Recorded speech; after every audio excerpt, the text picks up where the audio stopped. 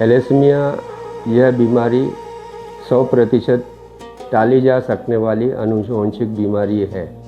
सिंधी समाज में इसका प्रमाण ज़्यादा पाया जाता है। हमने नंदुरबार में अलग अलग समय पर लिए गए 15 थैलेसीमिया जांच शिविर में करीब 10 से 12% लड़के लड़कियों में थैलेसीमिया माइनर पाया गया है। अभी तक की हुई जनजागृति के हिसाब से लोगों ने विवाह के पूरे होने वाले बायोडाटा में थैलेसीमिया रिपोर्ट का उल्लेख करना शुरू कर दिया है। शादी जुड़ा मिलाते समय वह थैलेसीमिया रिपोर्ट की डिमांड करते हैं और उस हिसाब से डिसीजन लेते हैं।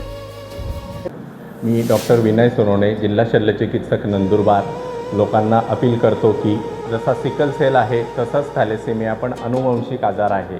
तसंच आपण लग्न करताना किंवा लग्न जुळवताना रक्ताची एक साधी तपासणी ही चाचणी आपल्या सिव्हिल हॉस्पिटल नंदुरबार तसंच महिला रुग्णालय नंदुरबार येथे मोफत केली जाते। ही चाचणी केल्यानंतर आपण थॅलेसेमियाग्रस्त आहोत किंवा नाही याची माहिती आपल्याला मिळत असते।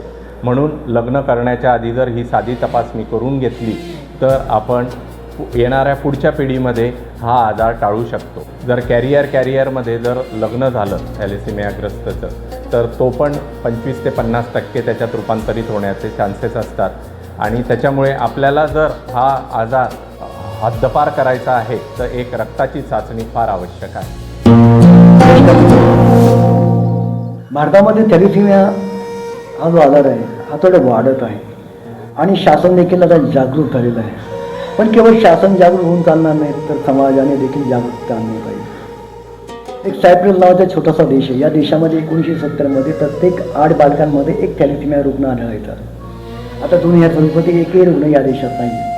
तोच किस्सा ग्रीस, इराण आणि इटली या देशांनी गिरवला। या तिन्ही देशामध्ये आता थॅलेसेमिया पूर्ण नियंत्रणात आहे। जर ग्रीस, इटली आणि इराण आणि सायप्रस नावाचे देश थॅलेसेमिया मुक्त देश करू शकतात ते हिंदुस्थानाला या भारताला कोणी थांबवलं? आपण पण सर्वात पूर्वी आपल्यापासून तुमच्यापासून